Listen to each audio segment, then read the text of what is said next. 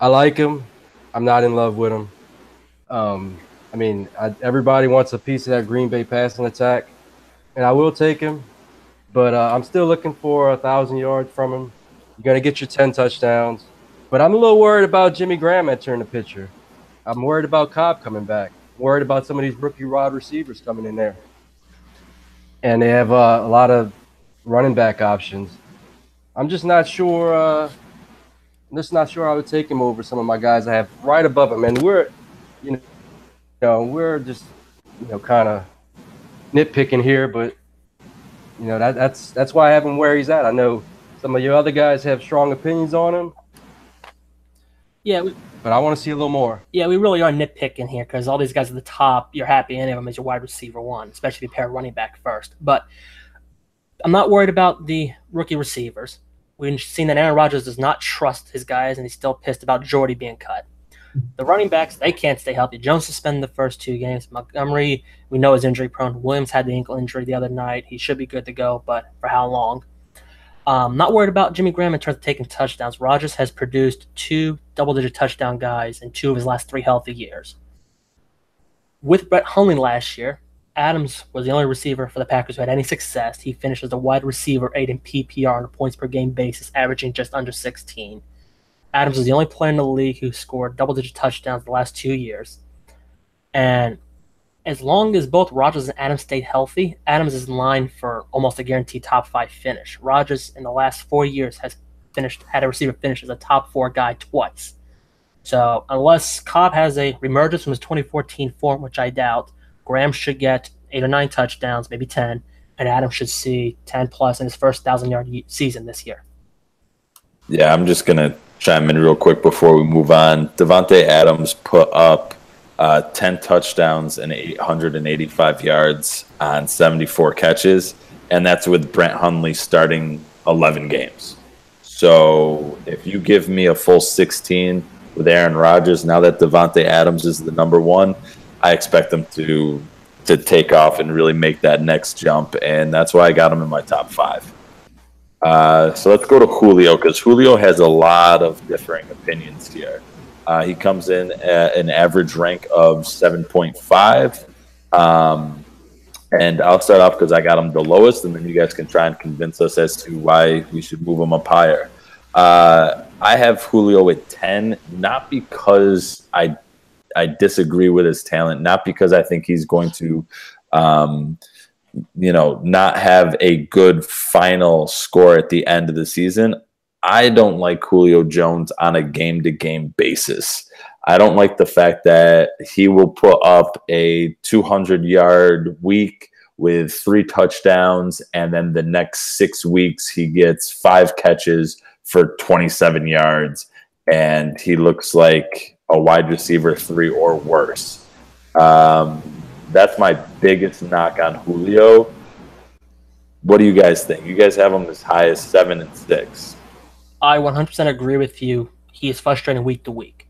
He has finished the last 2 years as the wide receiver 7 and 6 in PPR, but that is because, like you said, he goes from 1 week where he does diddly to the next week where he's the wide receiver 150 points. He is way too inconsistent for my liking, especially as my receiver 1, which is why I have no shares of Jones. I don't want nothing to do with him. Let somebody else take him.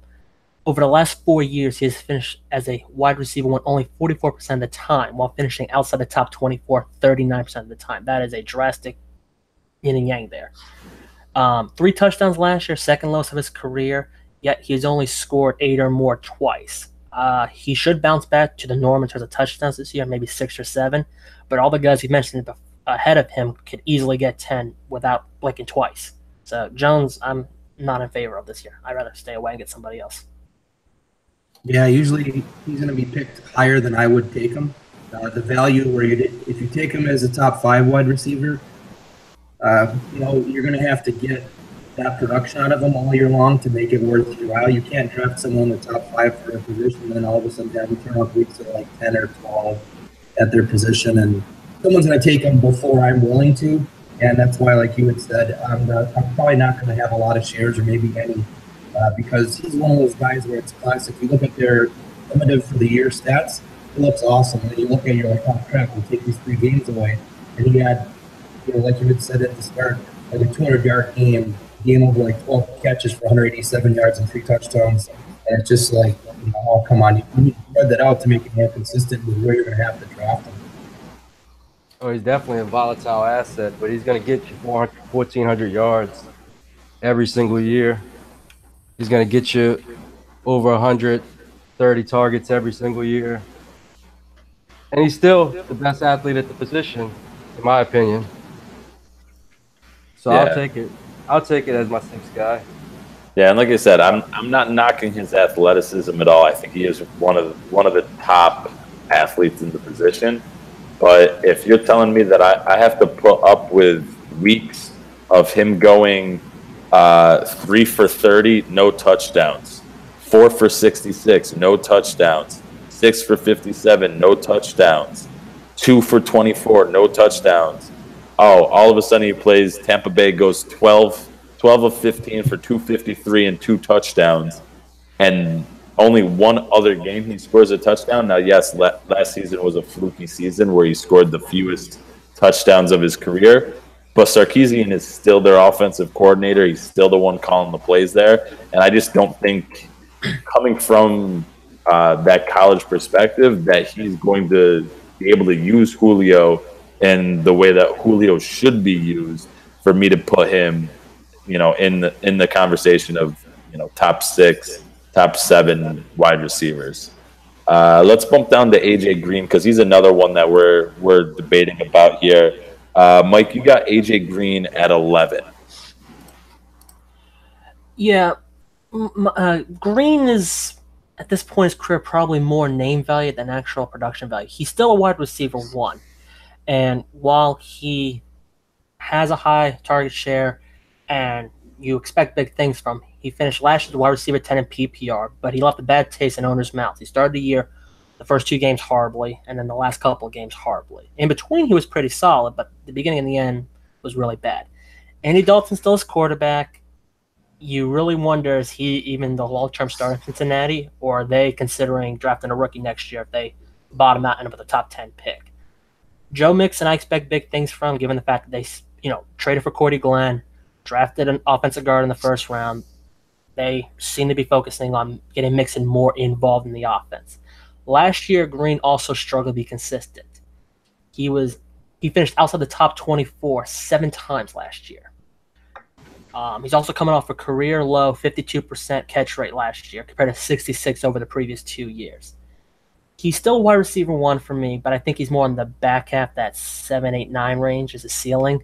Now, if he comes out and has hot start, then I look like a fool here. But I'm concerned about his upside, given the fact that they want to make Mixon almost the feature point of the offense, as evidenced by the fact that they traded for Glenn, the offensive lineman, and Andy Dalton's still the quarterback. Yeah, I like AJ Green here. Again, I think he's a back end type of guy. I like his upside. I think he can still separate going down the field. I think he can still high point the ball. I think he still does all of those things really well. And I think Andy Dalton's going to be firing the ball to him a lot. I don't see Mixon necessarily taking a ton away from him because that's, even if Mixon turns out to be better than I don't hold Mixon too high, but if he turns out better than what I think he will be, I still don't think he's going to take that much away from AJ Green, just because AJ Green is a different type of player. Rocco, you got him at 7, so you got the most love for him out of those of us on the conversation here. Why are you loving AJ? Well, honestly, I think he's one of the most consistent receivers in the league. I mean, out of his 7 years, he has 6 seasons with 1,000 yards plus. In the 1 year he doesn't have 1,000 yards was his injury-shortened year. He was the leading receiver in the entire league in those 10 games. And I think the Bengals had a really awful year. They were really terrible. If they are even a little bit better, if Joe Mixon helps, like Mike said, he would help. He would help out the whole offense, and a rising tide lifts all ships. Yeah. And the talent's still there. He's not any worse than he was, the last 5-6 years. I mean, I've watched him play, and he's still really good. Yeah, and then in that injury-shortened season, he still only missed 1,000 yards by about 50 yards. And that was only in 8 games. Are we concerned at all that last year they had no other pass options, and maybe Eifert stays healthy this year? Long shot, but maybe. John Ross has an impact after 1 fumble last year. Tyler Boyd, anything at all concerned that maybe A.J. Green doesn't get the same target share? Maybe he comes off a couple points? I think if they have other targets, he gets more efficient targets. And They don't, the coverage is not all shifted to A.J. Green because he was the only thing anybody had to worry about last year. And I still don't see those guys taking that much away from him, at least not from what I've seen in preseason games so far. I mean, Ross could take a step potentially. I think Tyler Boyd is just not a good, not a good kind of stretch the field slot guy. I think he plays a role in that offense. I don't see him being a guy that's going to take any targets away from A.J. Green. Yeah, and if he does, it's probably going to be a very few minimum, if at all. Yeah. You're probably right. Again, my biggest thing is Andy Dalton, and again, are they determined to run the ball more? But if A.J. comes out hot again, well, he's going to finish the top 7-8 guy for sure. I can see that easily. Let's go down to Mike Evans now. He rounds out this next tier. Comes in at 8.5 on average. Sigs, you have him at 9. What do you like about Mike Evans this year? Well, I mean, I like that Mike Evans. People are going to probably point out right away, well, the quarterback situation's going to be in flux with having to go back to their backup quarterback for a couple games and then come back to Winston. I think he's not quarterback proof like Hopkins. They'll still get him the ball, though. They'll still run their offense through him. And I guess I like the fact, too, that in almost the same way as A.J. Green is going to be the wide receiver that Cleveland's going to have – or sorry, not Cleveland, Cincinnati's going to have to push the ball through. I think Evans is that one, too, because you got Deshaun Jackson, who is probably kind of trying to – he's not trying to, but they're trying to kind of probably not use him so much with his age. They've got Goodwin coming in. I'm not confident, I guess, in what Ronald Jones, their running back's going to do. They just said Barber's going to be their starter, whether that's coach speak or not. If you're going to put your chips all in on someone for Tampa Bay, it should be Mike Evans.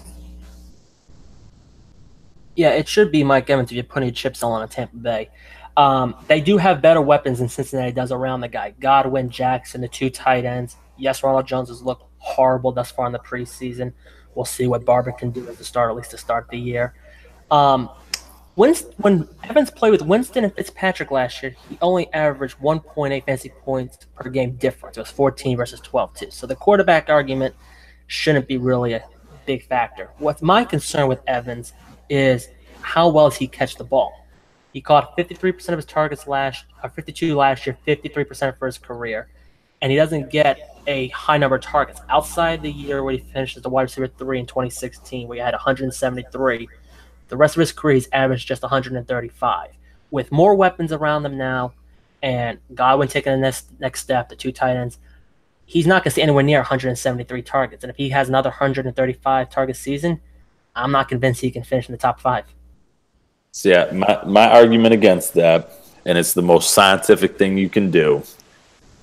In 2014, 12 touchdowns. 2015, 3 touchdowns. 2016, 12 touchdowns. 2017, 5 touchdowns.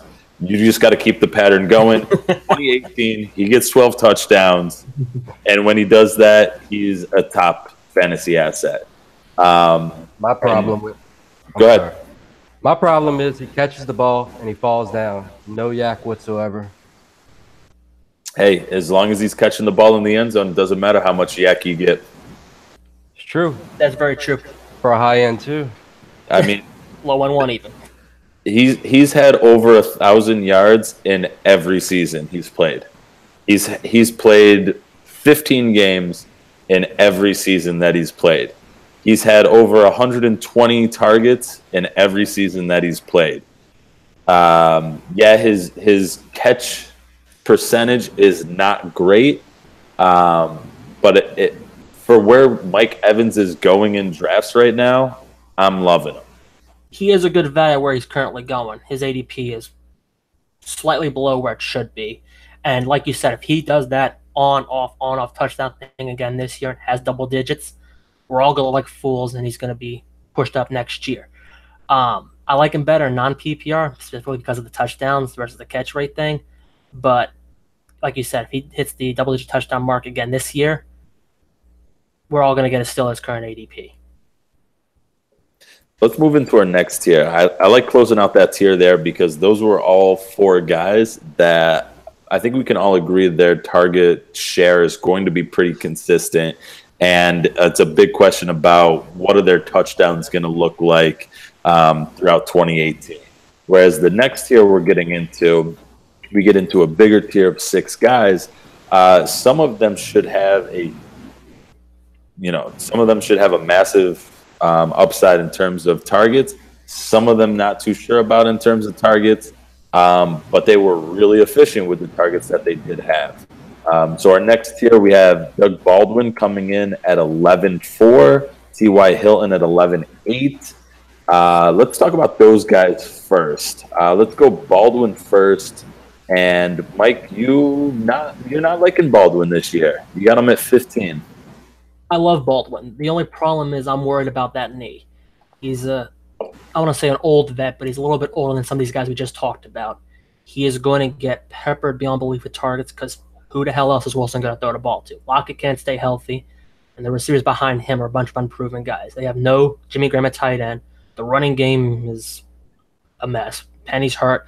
Chris Carson looked horrible on that goal line series last night or the other night where he didn't get the 1 yard, and then the next play fumbled the ball and turned it over at the goal line. Now, if you can guarantee me Baldwin's ready to go week 1, going to play all year long healthy, he's back into the top 10 for me.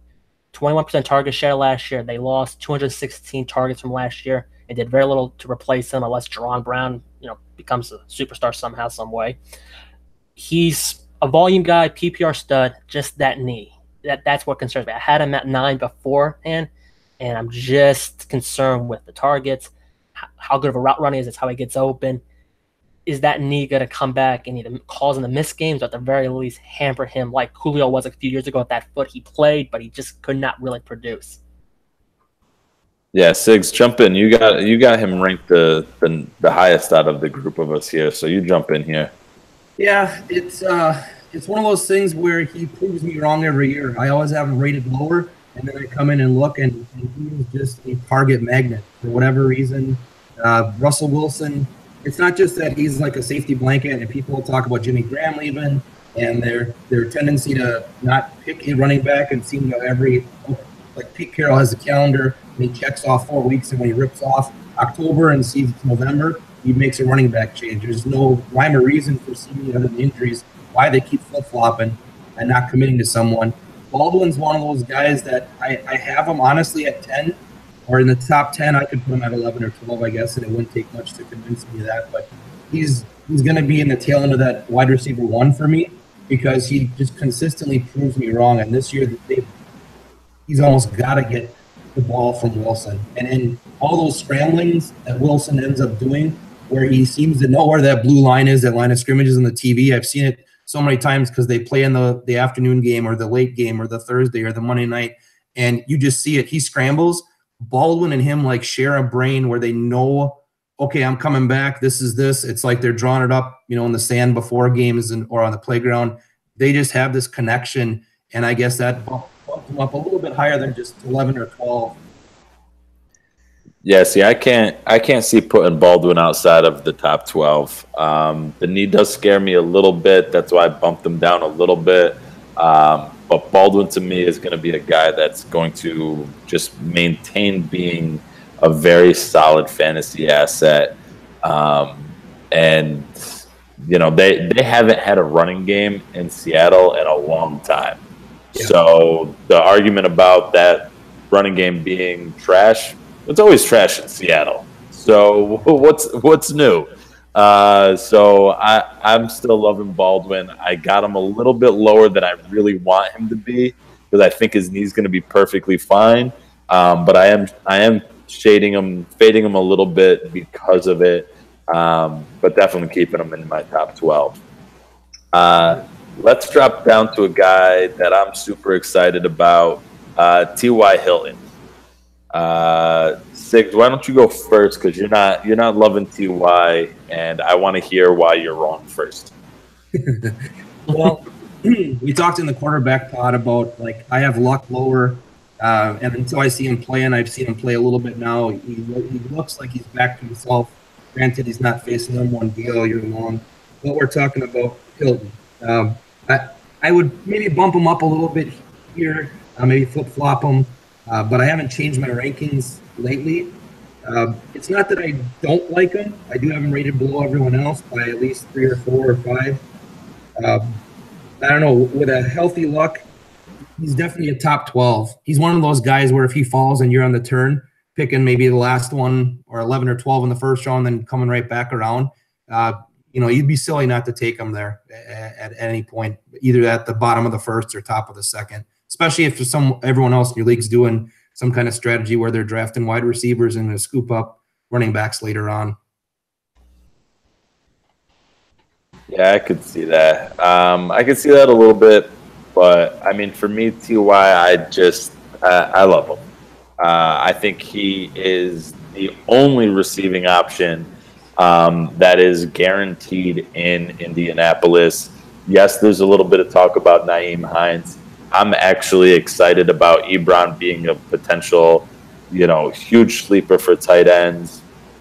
But T.Y. Hilton is the only guy that is locked and loaded, going to be a great great receiver for the Colts. Mike, you want to chime in? You got some love for T.Y. here also. Yeah, I wanted to see, and I still want to see the Week 3 preseason game before I'm totally on board, but I'm about 90% there that Luck's back to his own self, and that means Hilton's going to be productive. In the last 3 years, Luck has been healthy, 2016, 14, and 13. Hilton has finished every year as a top 18 guy, twice as a number 1 receiver. In 2016, he finishes the top 24 guy in 63% of his games. Like you said, there's a little bit of hype around Nyheim Hines, but who else in that Colts team is going to challenge him for targets? And more importantly, who's going to challenge him for the deep ball threat now that Deion Kane's out for the year? Ebron and Doyle might be a good tight end duo. We know Luck likes to throw it to the tight ends, but Hilton is clearly the alpha dog in that passing attack, and he could easily see 140-plus targets this year, especially given the fact that the Colts are going to be a negative game script a lot. Yeah, and I think, like I said, I'm a big fan of T.Y. I think he's going to have a great year. I could see Indianapolis struggling a little bit, potentially because of a weak running game, potentially because of Andrew Luck not being 100%, but I'm going with Luck is 100%. And whenever Luck is 100%, T.Y. is going to eat. If you look at the preseason games that have been happening so far, T.Y. is Luck's favorite target still. And I think that just carries throughout. I actually want to put T.Y. higher, but I'm containing myself. Let's drop down to the next guy.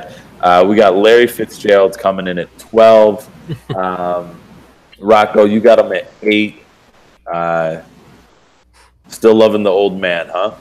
What can I say? He's one of the most consistent guys in the league.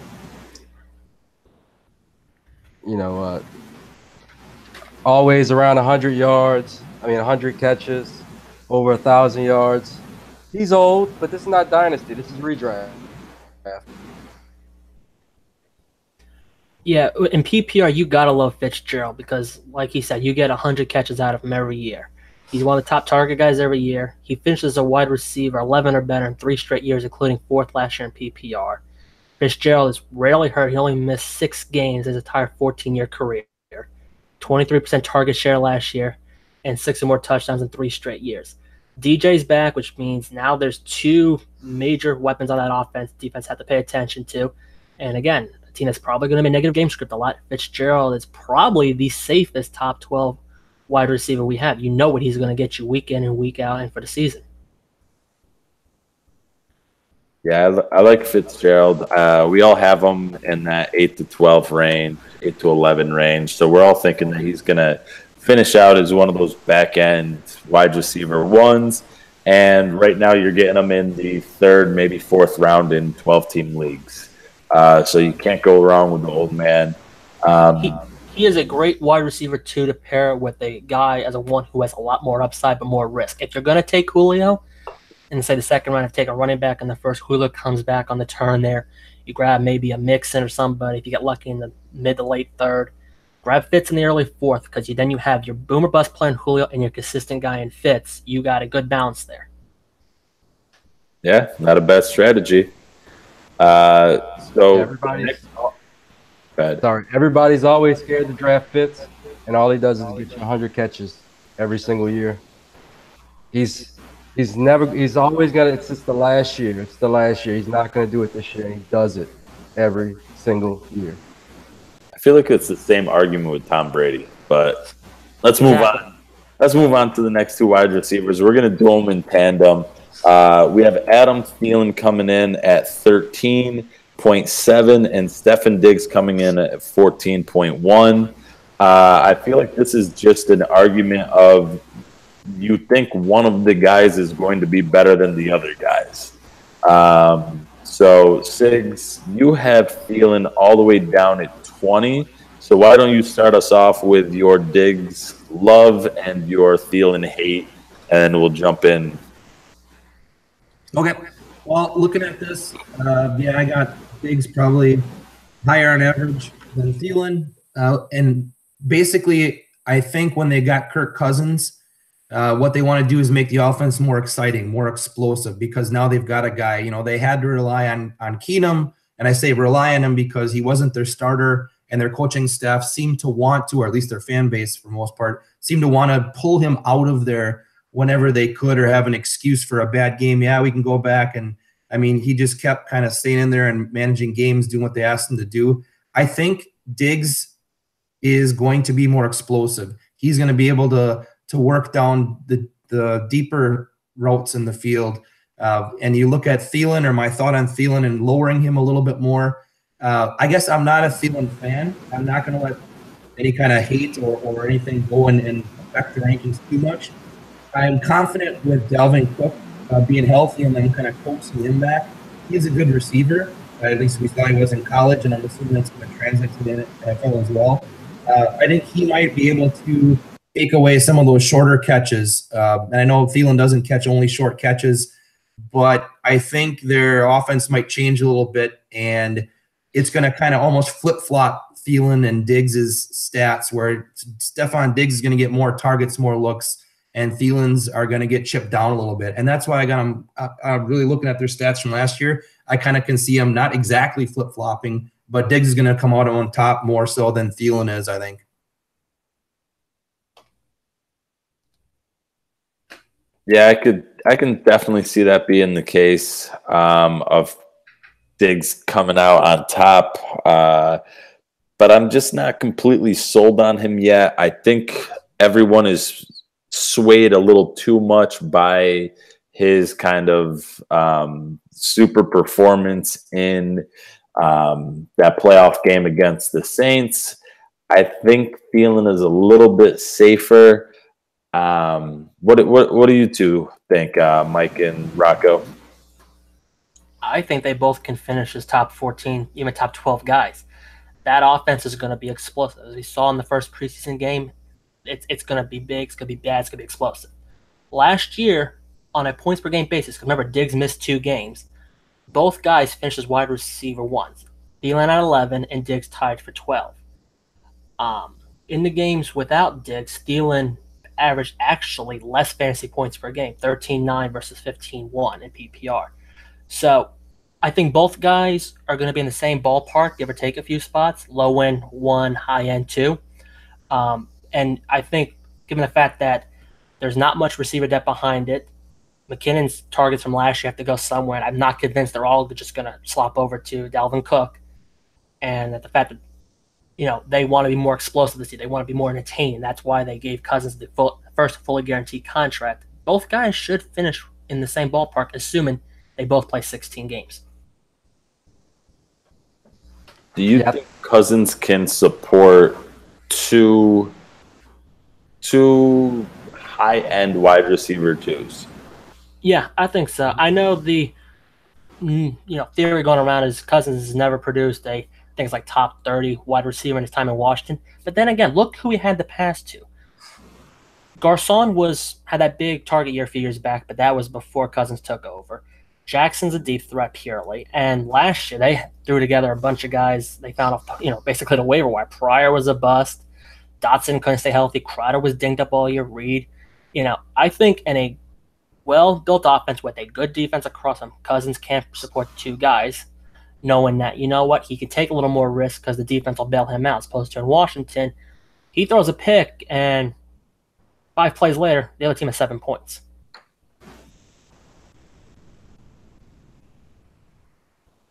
Yeah, I think we have like a Amari Cooper, Michael Crabtree type of situation where both of them can finish, in the low end wide receiver 1, high end wide receiver 2 stratosphere. And I think Diggs was the number 1 before he got hurt. As long as he doesn't get hurt, he will continue being the alpha dog there. But Thielen's no slouch either. I just think that Diggs had a star-making performance. And sometimes they just come out on national TV, a guy will come out on national TV and just announce himself. And that's what he did in the Saints game. I know it's very scientific. The other thing with Diggs versus Thielen is Diggs is the better guy in the red zone and the higher catch percentage guy on third down. So with Cousins, if he's in the third down situation or in the red zone, Diggs is probably going to be his first option. I know we all think Thielen is the big third down guy. He had more catches, but he actually had a lower catch rate. Right on. So let's go from two guys that should be, by all accounts, they should be at least wide receiver 2s together, to a guy that has put up really good numbers through his first 2 years, but now has a wide receiver joining his team that's causing a lot of people to fade him. And I'm talking about Tyreek the Freak Hill. I'm a big proponent of him. I think he could possibly crack the wide receiver 1 area one more time, but I got him at 14 right now. I think he is the better wide receiver in Kansas City. I think he can score from anywhere on the field. I think Sammy Watkins is not going to be a primary factor, at least not this year right away.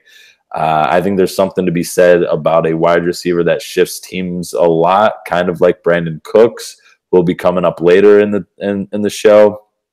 So I'm big on Tyreek Hill.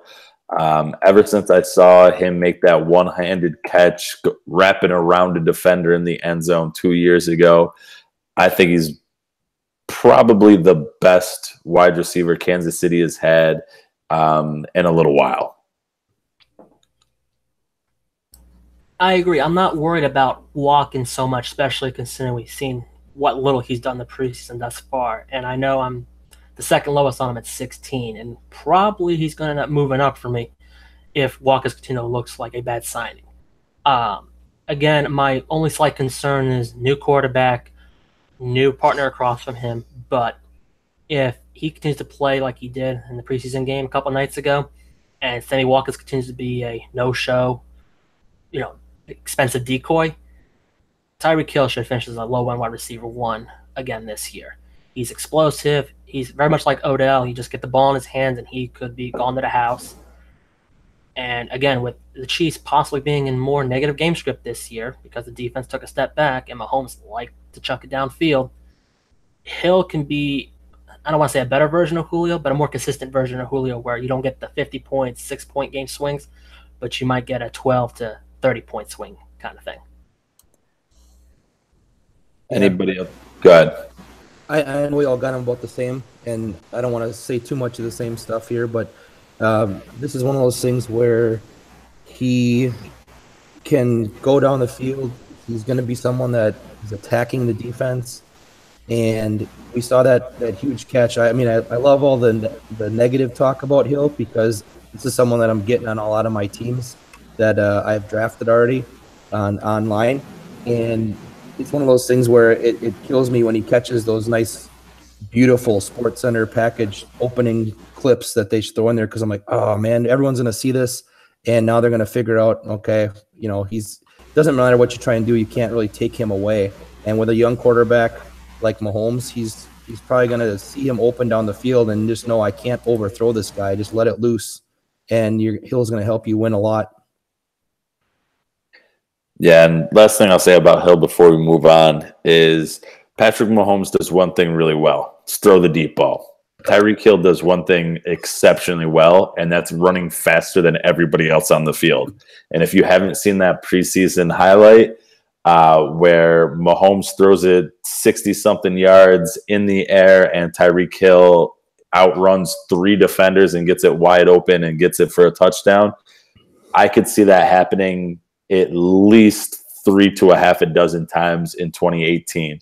The other thing that Tyreek Hill does really well is get a easy pass that any quarterback can make, like a slant, a screen, one of the little bubble screens or anything like that, and taking it to the house because he's faster, shiftier than everyone else on the field. So I can see Tyreek Hill staying really efficient with limited targets, and I don't see Mahomes's kind of lack of quarterbacking skill for being a rookie being too much of a detriment to the game that Hill plays. With that said, let's move on to our next tier. We got 4 guys coming in the 16 to 18 rank range with Amari Cooper, Allen Robinson, Golden Tate, and Demaryius Thomas. So let's jump in with Amari Cooper coming in at 16. Rocco, you like him the most right now at 12. Tell us why you love him. Oh, I love him. I just wrote a article that's coming out on the website pretty soon, and I mean, I'm hearing a little feedback here, but I mean, he first 2 years over 1,000 yards, over 70 catches, 5 touchdowns. And there's a very select few of guys that have done that, albeit he did have a horrible year. The whole team had a horrible year. The team was 4-12. Derek Carr was in and out the lineup. Amari Cooper was dealing with some bruises, some bumps and bruises. And I think they got a new coach. A lot of people are scared off by John Gruden. He's a little crazy. He's a little old school, but he's gonna feed Amari Cooper. He's going to get the targets. There's not really anything else that I can think of. I mean, Jordy Nelson, I don't believe in him anymore. I mean, who else do they have? Jared Cook. I mean, Marshawn Lynch. He's going to get some carries, but I think Amari Cooper is going to get 130, 150 targets easily this year. And he's going to perform like he did in his first 2 years, which will give you almost a wide receiver 1. Pretty damn close to it. Siggs, you got him at 22. Go ahead and explain why.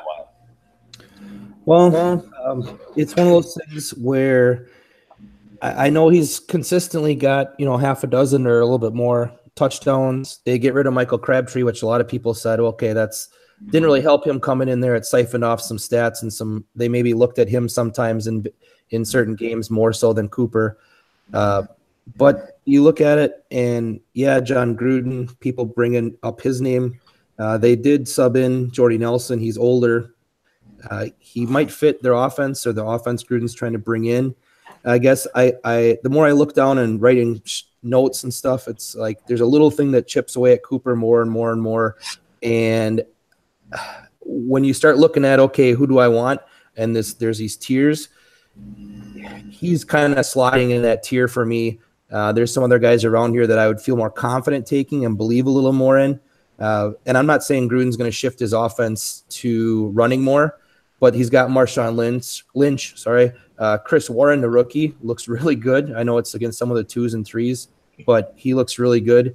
And I just can't forget when Gruden was in Tampa Bay and just destroyed Cadillac Williams by running him into the ground. I mean, I think it might seem to be one of those tendencies, like a nervous tick almost, where he doesn't realize he's doing it, but he'll do it when all of a sudden they're in the end zone. He's just going to see, I got these two huge backs. Let's just go smash mouth football and beat this into the end zone. When Cooper's, over the top of some DB by 4 inches, and all he has to do is jump ball, a little out post pattern, and Gruden might get carried away more often than not and try to slam the ball in with a running back. Yeah, I'm a little worried about Marshawn. I got Cooper at 14, but outside of that, I'm not too worried about it. I took last year and just threw it out the window. He was the wide receiver 14 in 2016 in PPR, and then fell to 36 last year. Derek Carr recently came out and said that Cooper was more injured than the public was led on to know last year. Both he and Carr dealt with injuries all year long, lingering ones. The whole offense as a whole took a step back. Cooper, Crabtree, Carr, the whole group.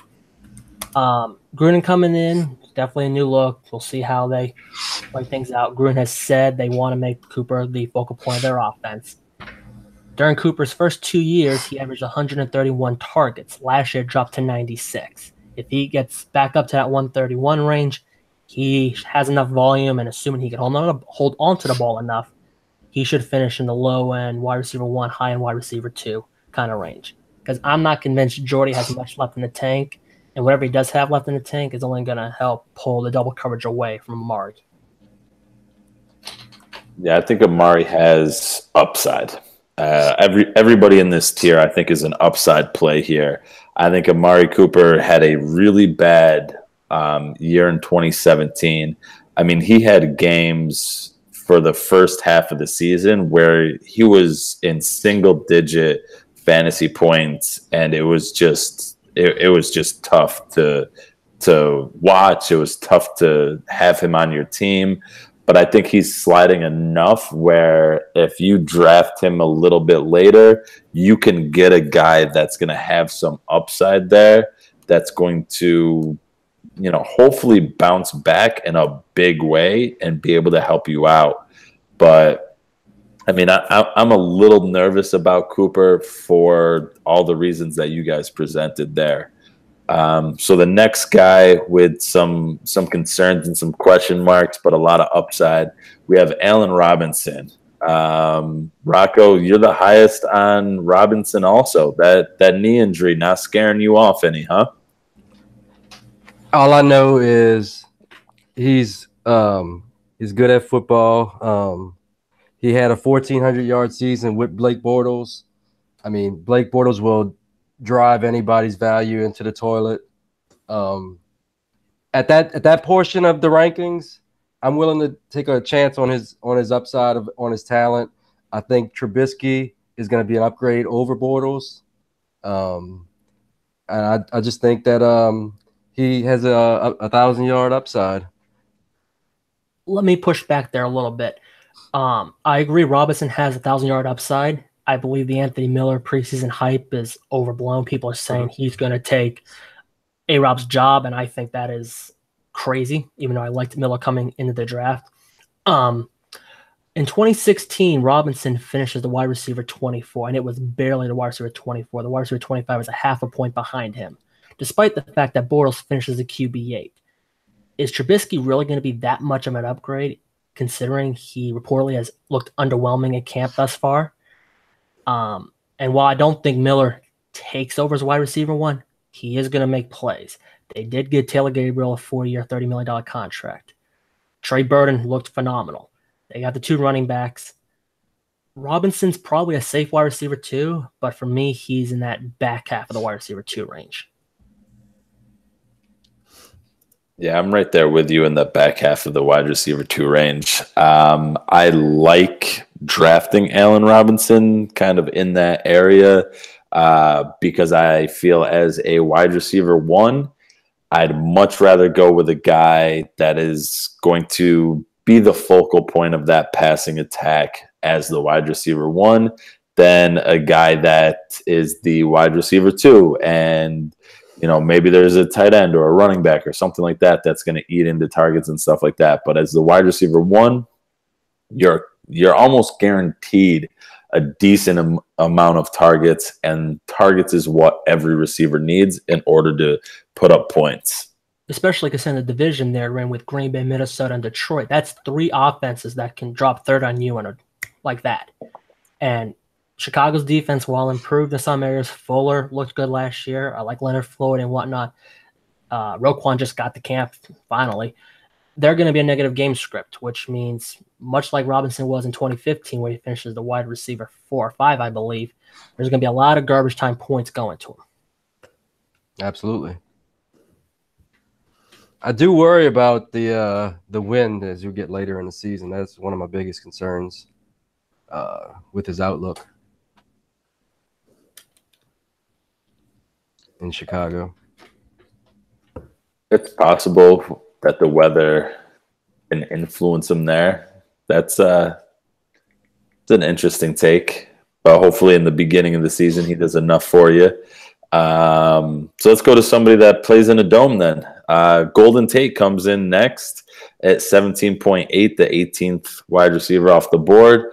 Sigs, you got him at 12. Really loving Golden Tate. Why do you think Golden Tate can be a wide receiver 1?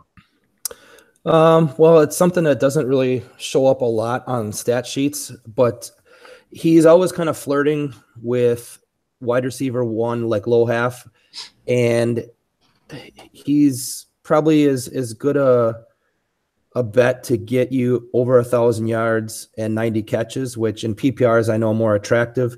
We're kind of doing these in a vacuum where we haven't said if it's PPR standard. I'm just saying I'm a believer this year where I think there's things in the Lions camp that I've read and heard, other things I've watched or listened to, what they've got going with their run game. I think that's in the past, people facing the Lions. I mean, a blind man can see the secrets out. You kind of back up and make them try to run to beat you. You guard everyone, whether it's dime, nickel, whatever, back past the 5-6 yards past the line of scrimmage because they can't run the ball. This year, they've got a rookie in Kerryon Johnson that looks like he is going to be better running the ball. They got LeGarrette Blount. I mean, there's only one guy besides Antonio Brown in the last 4 years that's had 90 catches every single year, and it's Golden Tate. I mean, that's as good a bet as you can get. I know they're going to have Marvin Jones, and a lot of people have Kenny Golladay as one of their breakout people. I think with Eric Ebron leaving, you have all these catches. They got to go somewhere. I'm not saying Tate's getting more of them, but I think because of that and because of them not really having a proven tight end in Detroit, they're probably or possibly going to go with maybe more 3 wide formations. You never know what they're going to do, I guess, if Patricia goes more the Patriot way and kind of game plans week to week. They might change their formations all the time, but it just seems like every year Golden Tate is kind of right there as one of the top wide receiver 2s. But there's weeks where he gets you, numbers that puts him in as a wide receiver 1 that week when maybe someone else stumbles. I really think I could probably be talked down into the 12, 13, 14, 15. But this year, I think it's a contract year. He hates the fact that his age is being used against him. He kind of wants to stay there. He's smiling, seeing all these other wide receivers, backing up the delivery truck from the bank to their house. And I mean, I think everything's lining up for him. And I'm going to take a little bit of a risk, maybe a reach, but I like where Golden Tate's at and what he's going to be doing and what he's going to be trying to do. I mean, he's not talking contract either. He just wants to help the team, but he's going to let his agent figure the rest out. I just like him. I agree with a lot of what you said there. The Golladay argument is not one to be had. If anything, Galladay is going to impact Marvin Jones. I think Galladay's going to take the Ebron targets and impact Jones a little bit. Last year in the games with and without Golladay, Tate averaged the exact same PPR points a game, 14 a game. So that's a non-starter there. Tate is a very consistent wide receiver too. I just don't see him finishing as a wide receiver 1 again, and here's why. Last year's a down year for receivers. Beckham got dinged. Jordy, we know what happened there. Guys who are normally in the top 10 weren't producing there. Tate finished as a wide receiver 12 in PPR with 224.5 total points. If you go back previous 3 years and put that total in those years, he would have finished as a wide receiver 17, 19, and 17. So for me, he's cemented right there in the mid wide receiver 2 range. And again, if you take a high-end wide receiver 1 with a lot of variance in terms of boom or bust, Tate as your safe wide receiver 2 is a great option. Well said, boys.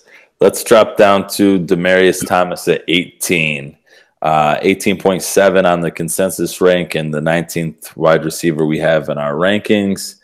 Rocco, you got him at 20.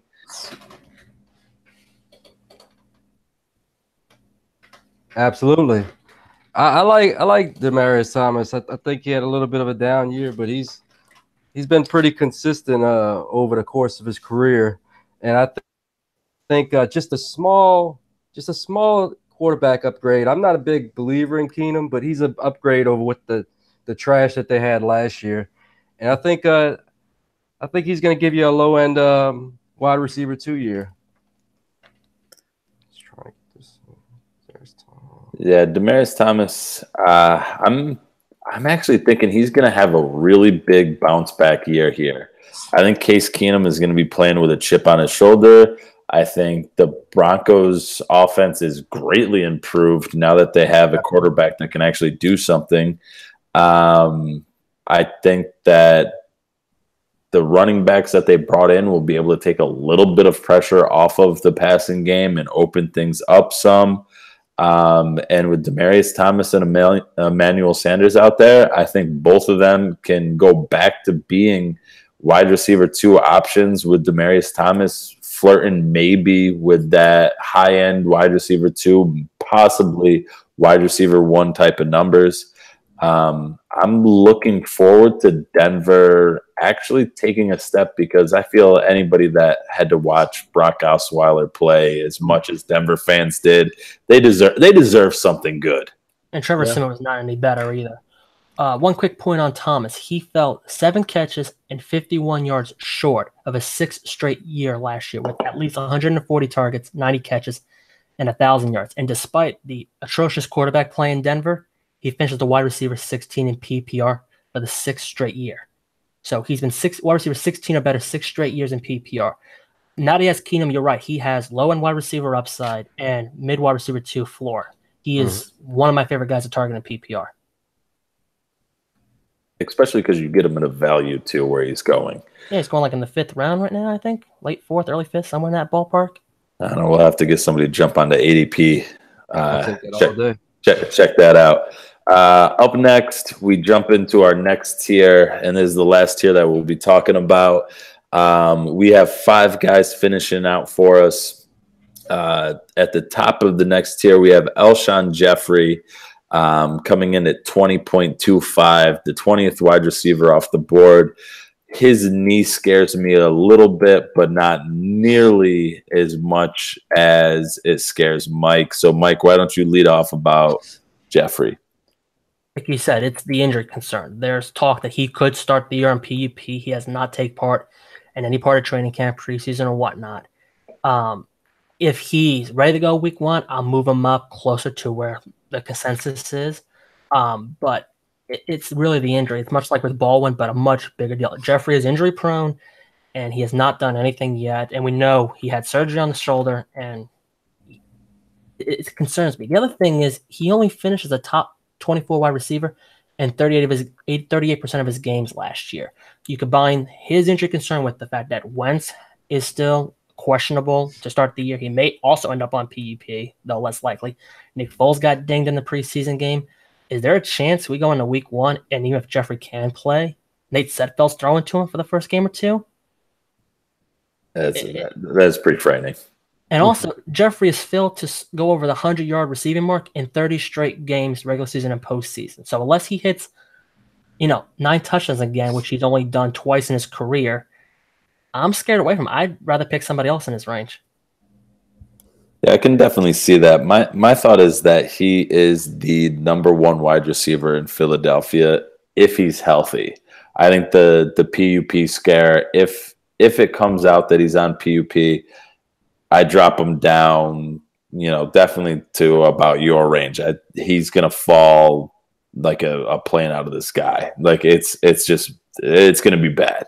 But I think if he's able to avoid that, and he's able to kind of get in some reps, if Carson Wentz is healthy, if Foles is healthy, if basically anybody but Sudfeld is throwing the ball around, he's the number 1 guy there. And even if regression happens, which everybody's anticipating it happening for the Eagles, I see that coming more out of Aguilar more so than Jeffrey, because I feel that Nelson Aguilar, he got open because of extended plays. He got into the end zone off of more broken plays, whereas Jeffrey is going to maintain at least where he was last year. And if that means that he stays at a wide receiver 2, I'm all right with that if I'm taking him with my 20th wide receiver off the board.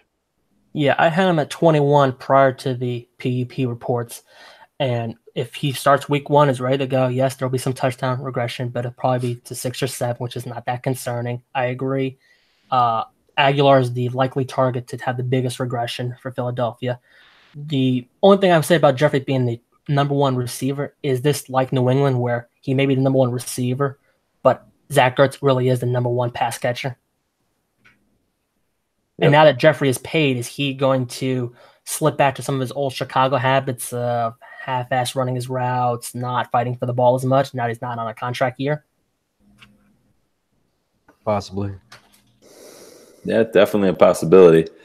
Let's move down to our next guy, Mr. That Week-ish Don't Live Here No More. Absolutely love the speech. Jarvis Landry comes in at an even 22 and our 21st wide receiver off the board. Siggs, you got him at 17. Was it just the speech that motivated you to put him up that high? Well, actually, I didn't. How could I say? I didn't see the speech. I know I heard about it, and I never went back and watched it on YouTube or anything else. I do like Jarvis Landry. He's one of those guys that just is another one that he's got vacuums for hands. I don't know if he'll get, the 160 targets he was used to in Miami's offense. I mean, he was their number 1 pass catcher.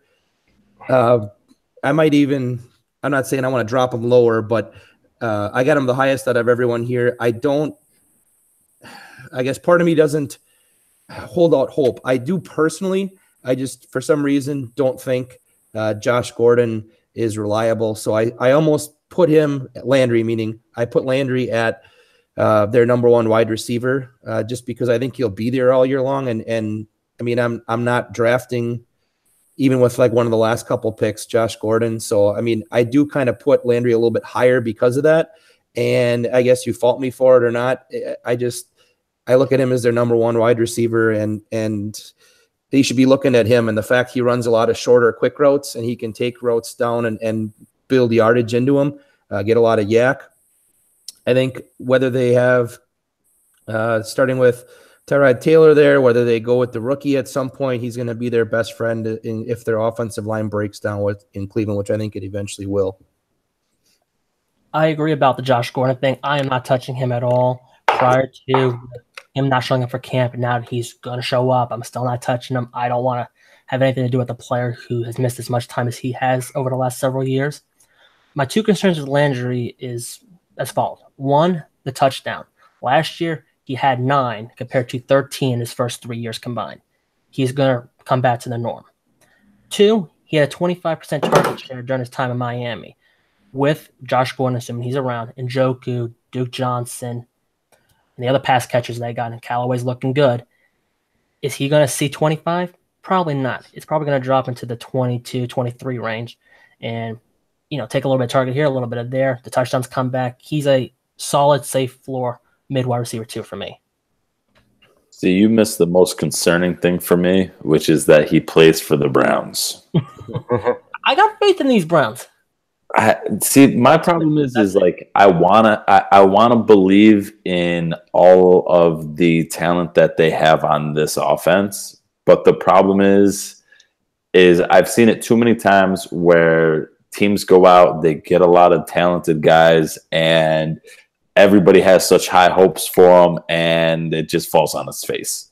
It's also the Hard Knocks thing. Last year, we're all in on Tampa Bay, and they fell flat on their face. Now we're going to jump all in with the speech from Landry and everything else, and they're going to fall on their face. I think the Browns might, but I still feel safe with Landry, given in PPR his target share, and if Josh Gordon is going to be around for all 16 or not. And I think coming from Miami, I mean, if he can survive the dumpster fire that was their offense week to week, just consistency-wise, he was the guy you could plug in out of Miami, and everyone else, you're like, you don't touch him. I think he can, not saying Cleveland is better than Miami, but it's in the same realm maybe of just their offense. You don't know what they're going to do from week to week or how they're going to do it, but I think he's a safe bet, at least on that team. My opinion on Jarvis Landry in that speech is that's how he talked to Ryan Tannehill, and that's how he got all those targets. Scared him in the targets.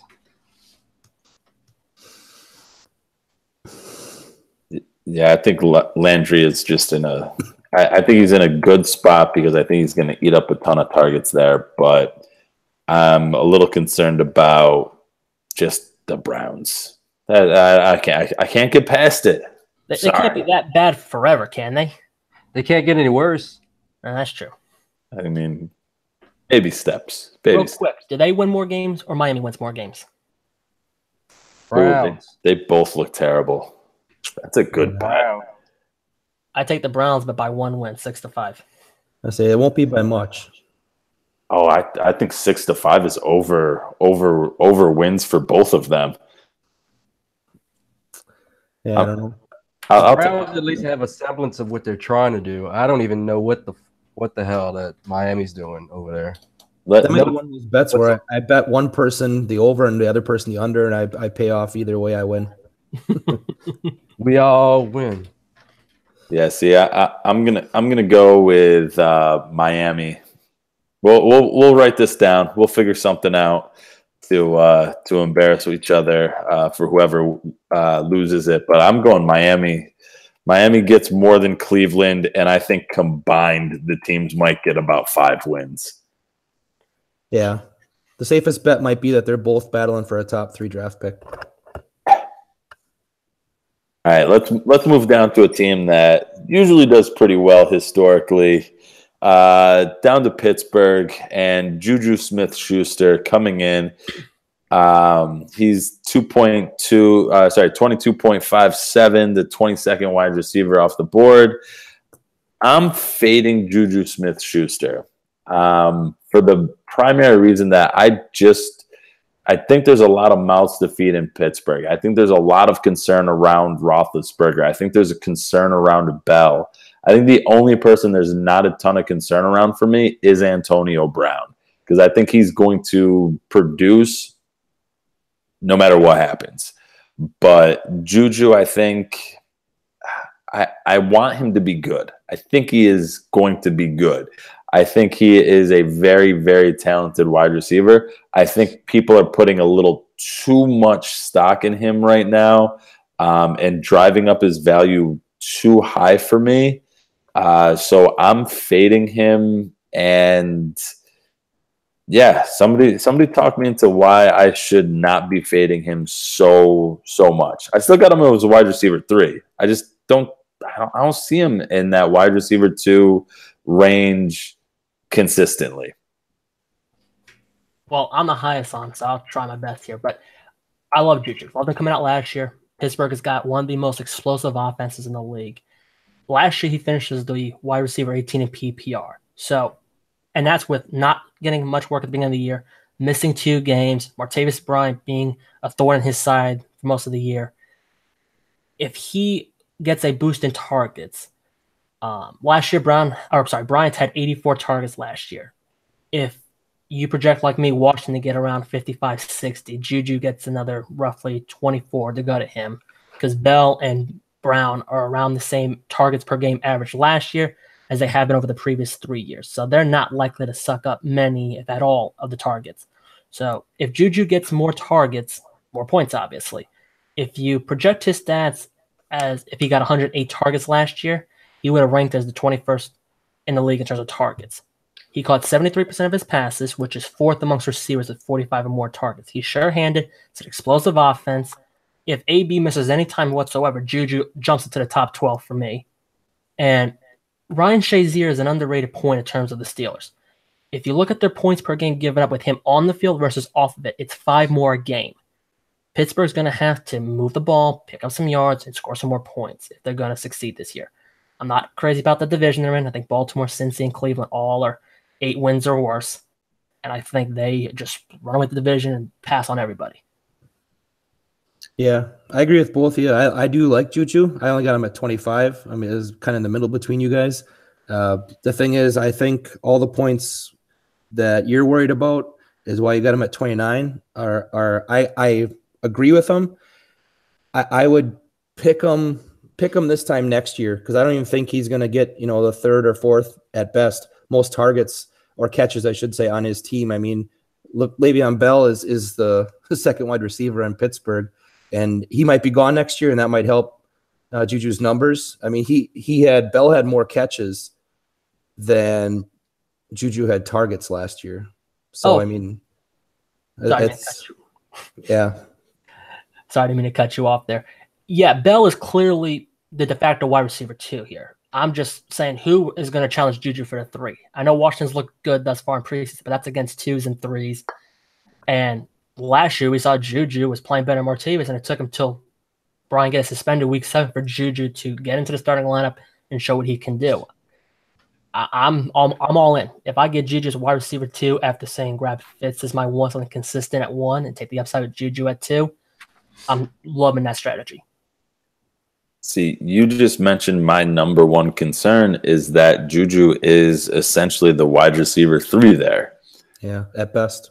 Yeah, and I mean, he finished as the wide receiver 23 in PPR last year. I don't see I see the sophomore slump coming. I just don't see him returning to that status, especially now that they have a more competent guy like James Washington out there as well. I'm not expecting great things from him, but I think he's a little bit more competent out there than who they had before. So I don't know. I just little shaky on Juju. Let's move down to another guy that I'm a little shaky on. Brandon Cooks comes in, 23.11, 23rd wide receiver off the board. A guy that's moved teams so much. I mean, he's going to be playing for his 3rd team in as many years. Makes me nervous about him, but not nearly as nervous as Mike. So, Mike, what's your concerns with Cooks? It's like you said, 3 teams in 3 years. 2 teams have given up on him now. I know the theory is New England didn't want to pay him like a 1. They don't like overpaying for guys, so they figured get him out the door, get a rookie in instead. But he's gone from playing with 2 of the greatest QBs ever in Brady and Brees to now Jared Goff. And while I'm convinced Goff is a franchise guy, is he Brady or Brees? Of course not. And also, he's got the most talent amongst the receivers around him. Robert Woods is, a solid had solid production last year. Cooper Kupp is one of my favorite sleepers, and I think the best Rams receiver on the group. And Cooks is going to fill in Sammy Watkins' role, and Watkins finished last season as the wide receiver 41 in PPR, and most of his production came within the red zone. I just think Cook's target share at 19.1 last year compared to Watkins at 13.5, he's going to come down closer to Watkins, and I think he's a low-end wide receiver 2 at best. Yeah, I mean, with Cooks, it's one of those things where you're going to have to kind of maybe get him a little earlier than you might want to, and is he going to pay off for the value you pay for him? Sorry, and I think he will. The one thing that worries me is on a week-to-week basis, are Cooks, Cooper Kupp, and Woods. Are they gonna cannibalize each other where you have to play roulette, and which one do you get which week? Do you start the right guy? I do agree with, okay, he's on his 3rd team. I mean, they obviously want him because they paid him. Maybe 2 years from now they ship him. I didn't look at how the contract breaks down. But when you look at it, I got him at 18, which is probably one of the higher of the 3 or 4 of us. And I guess at some point I'm going to say their passing offense takes a little bit of an upswing, because so I'll gamble and pick them probably more so than not, because people last year saw Todd Gurley. I mean, everyone did do what he did, and he'll get passes too, obviously.